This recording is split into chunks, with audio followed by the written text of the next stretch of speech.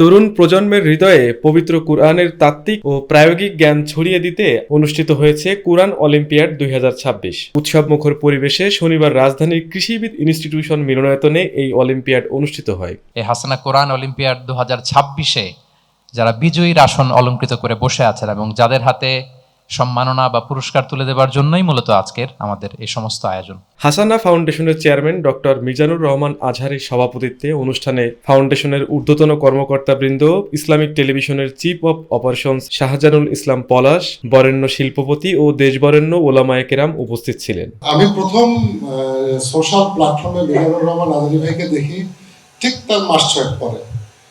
ওই দিন আমার যে অনুভূতিটা ছিল এরকম যে হাসিনা ফ্যাসিবাদ একটা ইসলামিক টিভি বন্ধ করছে, কিন্তু ১০০টা ইসলামিক টিভি মানুষের হাতে হাতে তৈরি হচ্ছে।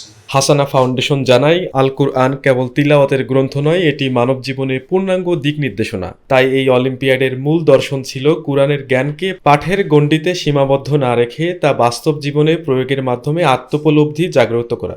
আপনারা ইতিমধ্যে শুনেছেন যে প্রায় ১৫,০০০ নারী পুরুষ মিলিয়ে ১৫,০০০ পার্টিসিপেন্ট ছিল আমাদের এই কোরআন অলিম্পিয়াডে। আলহামদুলিল্লাহ, আলহামদুলিল্লাহ, উই আর ব্লেসড। আমরা চেয়েছিলাম যে জ্ঞান ভিত্তিক একটা জাগরণ তৈরি করবার জন্য হাসানা ফাউন্ডেশনের মধ্য দিয়ে হয়তো খুব বেশি না পারলেও কিছুটা আমরা হয়তো শুরু করতে পেরেছি। সারা দেশ থেকে প্রায় ১৫,০০০ প্রতিযোগী অনলাইন ও অফলাইন মিলিয়ে ৩টি ধাপ অতিক্রম করে চূড়ান্ত পর্বে অংশগ্রহণ করে মেধার স্বাক্ষর রাখেন। চূড়ান্তভাবে নির্বাচিত ৩টি গ্রুপের ৩০ জন বিজয়ীর হাতে ল্যাপটপ, ট্যাব, ক্রেস্ট, সনদ ও নগদ অর্থসহ মোট ১০ লক্ষাধিক টাকার পুরস্কার তুলে দেওয়া হয়।